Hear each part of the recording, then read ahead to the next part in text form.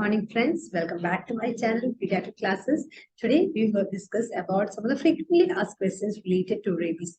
I hope you have seen my previous video on rabies, and in that I have discussed in detail about the exposure prophylaxis of rabies. Some queries have raised and some are clear through the chat box and other through the directly and all. So I thought I'll just put up this video just to get a clarification related to the above. Okay, so I'm going to share my screen. If you're not subscribed to my channel, please do subscribe and support the initiatives. So this is about the frequently asked questions in rabies. Hope you all are staying safe.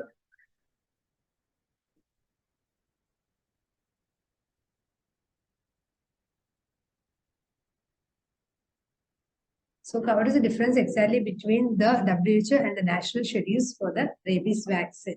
So this is discussed in detail in the previous video. So, but I'll just put it in a nutshell about the WHO and the national schedule. All you need to know is WHO is one dose lesser than the national schedule. Now, though the current recommendation is, suppose for example, pre-exposure is 0 and 7, national has not reduced it. It is still continuing with 0, 7 and 28. And 0, 7 can be given both IM or ID, both in WHO schedule and also in the national schedule. The difference to note here is the WHO schedule in the ID generally give 2 doses on the same visit, whereas in the national schedule it is a single dose week or single site we give per visit. And coming to the post-exposure prophylaxis, this is 0, 3, 7, 14 to 20. There will be only 4 doses according to the WHO, whereas it is 5 doses in national schedule. It is 0, 3, 7, 14 and 28. IM will be single dose per visit, whereas ID will be 2 doses per visit. Coming to what are the indications for rabies vaccine plus immunoglobulin, just a revision, it is all the category 3 bites should require a vaccine plus immunoglobulin. Please note here that if you just get a scratch in the blood is seen, take it as a transdermal bite, it has to be wound has to be given vaccine and immunoglobulins. But in immunocompromised patient, both in category 2 and 3, we need to give rabies vaccine plus immunoglobulins. So my next question is, if a person has taken a PEP, can he or she be best assured for life? The thing is, this was a very important, we had a meeting related to all this rabies vaccination. Many of the questions were related to this. So please note here, less than 3 months, the patient does not require any vaccinations, but more than 3 months, the patient requires 2 doses, that is on 0 and 3. Can you please come after 10 minutes, please? 10 minutes. More than 3 months, we require 2 doses, that is on 0 and 3. That is single site we give either as IM or intradermal. There is no need of rabies immunoglobulins.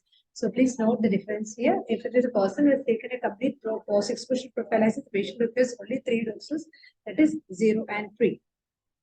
In case of inadvertent administration of rabies immunoglobulin, the thing has to be repeated only. That means, suppose a patient who has taken a full pre-exposure prophylaxis has got a bite, maybe a category 3 bite, and suppose somebody has given a immunoglobulin, what exactly to be done?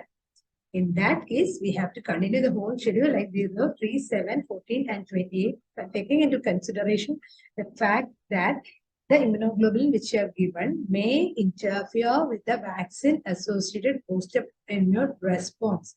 Okay, that is why we should be careful about this. Now, coming to the bite from animals other than dogs, what all animals we should be giving? Still, it said that all warm-blooded animals bites we should be careful. Domestic rat is not much recommended or required, but wild rats, bandicoots, monkeys, cats, bats, and all other warm-blooded animals, yes, it is required. Coming to the first question, that is drinking rabid cow's milk, whether PEP is required. This is another question that the patients frequently ask. But please note here, there is no case reported of rabies because of drinking rabid cow's milk. So actually it is not indicated. But whenever possible, try to avoid all this rabid cow's meat and milk and all this things. But PEP is not indicated as per the current guidelines. What about the human-to-human transmission? It is found that it is not much reported. Urine, blood and feces are supposedly non-infectious. saliva can be is infectious, but most of the transmissions, they occur after organ transplants, especially corneal transplants. It is a main source where we can expect a human to human transmission. Then, suppose another question is that a category 3 patient is coming to your hospital for a bite which happened 20 days back. What exactly to be done? So please note here, doesn't matter when the patient comes, but whenever they come, it should be taken into consideration that both the vaccine and immunoglobulin to be given because it is a category 3 patient. Here I have also discussed how long we can give immunoglobulin after the first dose of vaccine in the previous video. That means up to 7 days of the first dose of vaccine, we can give immunoglobulin. So in this particular scenario, the patient should be given both immunoglobulin and vaccine because it is a category 3 bite. And what to do if a category 3 patient has taken only vaccine on day 1? Can we give immunoglobulin when he or she comes on day 3? This is a question I just discussed some time back. This, please note here, we can give immunoglobulin up to day 7 of the first dose of vaccine. This was also previously discussed in the previous video, but still I am taking it here because many people are having a doubt here. Because immunoglobulins, our vaccine-related immunity will start coming only after the second dose, third dose, and by around day 7. So up to day 7, we should be giving an immunoglobulin if it is a category 3 bite, day 7 of the first dose of vaccine. Okay. Can we wait for 10 days in case of bite from a domestic pet? The answer is a big no. Vaccinate as early as possible. Previously, what we should know here is but suppose we are started the vaccination 0, 3, 7, and the 10th day the patient, if the dog is still fine and all, you can actually skip the 14th-day dose and convert it to the pre-exposure prophylaxis. I'm sorry for the type error, pre-exposure prophylaxis, and take the first final dose on 28.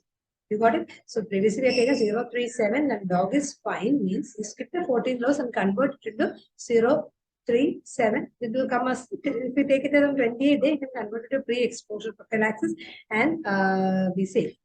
So next is should we give post-exposure prophylaxis for a bite from a vaccinated dog?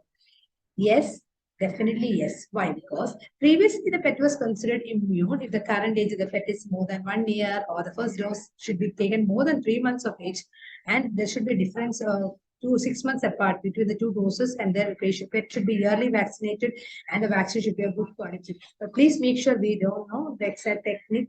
The technique may be faulty, the vaccine may be faulty, but so it's better, or it is currently recommended that even if it is a bite from a pet animal, the post-exposure prophylaxis should be taken. Okay. So these are a few questions which I've raised. If you have any few more queries, please put it in the chat box, and take care and keep reading. Thank you.